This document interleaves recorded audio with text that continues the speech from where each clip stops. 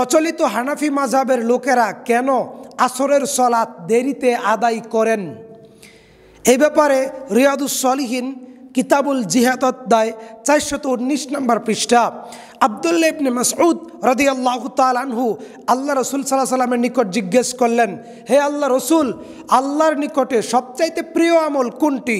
রাসূল সাল্লাল্লাহু আলাইহি ওয়াসাল্লাম বলেন, ঈমানুন বিল্লাহি ওয়াহদা, আল্লাহর প্রতি ঈমান আনা।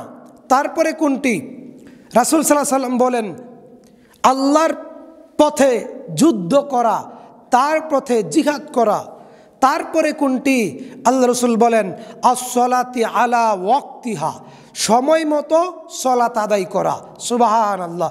এই মর্মে আল্লাহ রাব্বুল আলামিন সূরা নিসা আয়াত নম্বর 103, ইন্নাস সালাতা কানাত আলাল মুমিনিনা মাওকুতা, আল্লাহ তাআলা বলছেন, নিশ্চয়ই মুমিনদের উপরে নির্দিষ্ট সময়ে, নির্ধারিত সময়ে সালাতকে ফরজ করা হয়েছে। নির্দিষ্ট সময়, নির্ধারিত সময় আল্লাহ রাব্বুল আলামিন সালাতকে ফরজ করেছেন। সুবহানাল্লাহ। কাজেই যেহেতু আল্লাহ তাআলা নির্দিষ্ট সময়, নির্ধারিত সময় সালাতকে ফরজ করেছেন, সেই সময়েই সালাত আদায় করতে হবে। অতঃপর আমাদের দেশের হানাফি মাযহাবের ভাইরা কেন আসরের সালাত দেরিতে আদায় করেন? সেটা কি আল্লাহ রাব্বুল আলামিনের নিকট প্রিয় আমল? জি না, কখনোই নয়, কশ্চিনকালেও হতে পারে না।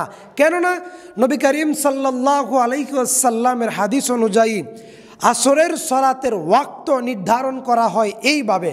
আপনি একটি লাঠি হাতে নেবেন, যখন সূর্যটা পশ্চিম আকাশে ঢলে পড়ে ওই লাঠি আপনি মাটিতে রাখবেন। ওই লাঠি বা কাঠি, ওই কাঠির সমপরিমাণ ছায়া যখন হবে তখন আসরের ওয়াক্ত শুরু হবে। এটাই আউয়াল ওয়াক্তের সালাত, এটাই আউয়াল ওয়াক্তের সালাত। হাদিসের দুটি পরিভাষা আল্লাহর নবী সাল্লাল্লাহু আলাইহি ওয়াসাল্লাম ব্যবহার করেছেন। একটি হচ্ছে তাজির, একটি হচ্ছে তাখির। তাজির শব্দের অর্থ হচ্ছে নির্দিষ্ট সময়, নির্ধারিত সময়, চূড়ান্ত ঘোষিত আউয়াল ওয়াক্তে। সুবহানাল্লাহ। আর তাজির শব্দের অর্থ হচ্ছে দেরিতে সালাত আদায় করা, যেটা আবু হানিফার উম্মতেরা করে থাকে, যারা হানাফি মাযহাবের লোক তারা করে থাকে। তাদের দলিল কি? তাদের মাযহাবের ফতোয়া কি?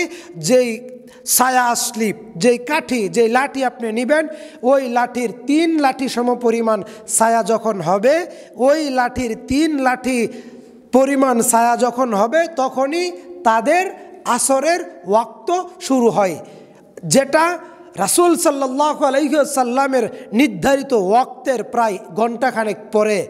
এই ব্যাপারে রাসূল সাল্লাল্লাহু আলাইহি ওয়াসাল্লাম বলেন, যখন সূর্যটা শয়তানের দুই শিং এর মাঝামাঝি চলে যায় তখন তোমরা সালাত আদায় করো না, কারণ সেই সময় সালাত আদায় করে যারা মুনাফিক তারা। যখন সূর্য ডুবে ডুবে ভাব, তার একটু আগে, অল্প একটু আগে আল্লাহ রসুলের হাদিসের ভাষ্য অনুযায়ী শয়তানের 2টা শিং গজায়। শয়তানের 2টা শিংয়ের মধ্যখানে যখন সূর্য চলে যায় সেই সময় যারা সালাত আদায় করে আল্লাহর নবী সাল্লাল্লাহু আলাইহি ওয়াসাল্লাম তাদেরকে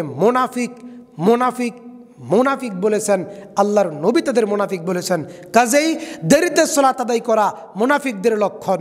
এখন আমাদের কথা হচ্ছে, আমাদের ভাইদেরকে আমরা এই দাওয়াত দিতে চাই, পৃথিবীতে যতদিন আছেন ততদিন নবীর তরিকায়, নবীর আদর্শে, সহিহ হাদিস অনুযায়ী আমল করার চেষ্টা করুন। মুনাফিকের সালাত প্রত্যাখ্যান করুন, সহিহ সুন্নাহ অনুযায়ী সালাত আদায়ের চেষ্টা করুন। সহিহ সুন্নাহ অনুযায়ী আসরের সালাত আদায় করুন। রাসূল সাল্লাল্লাহু আলাইহি ওয়াসাল্লাম বলছেন, যে ব্যক্তি ইচ্ছাকৃতভাবে আসরের সালাত ছেড়ে দিল তার অতীতের সমস্ত নেক আমল নষ্ট হয়ে গেল। সুবহানাল্লাহ। কাজেই 5 ওয়াক্ত সালাতের মধ্যে আসরের সালাত সবচেয়ে গুরুত্বপূর্ণ একটা সালাত। আসরের সালাত সবচেয়ে গুরুত্বপূর্ণ একটা সালাত। কাজেই আমাদের উচিত এই সালাতটা নবীর তরিকায় আদায় করা। কাজে আমরা বলবো, প্রচলিত হানাফিদের সালাতকে আল্লাহ রসুল মুনাফিকদের সালাত বলে আখ্যায়িত করেছেন। আর ইমানদার মুমিনদের সালাত হচ্ছে আউয়াল ওয়াক্তে সালাত আদায় করা। আল্লাহ তাআলা আমাদের তৌফিক দান করুন। আমিন।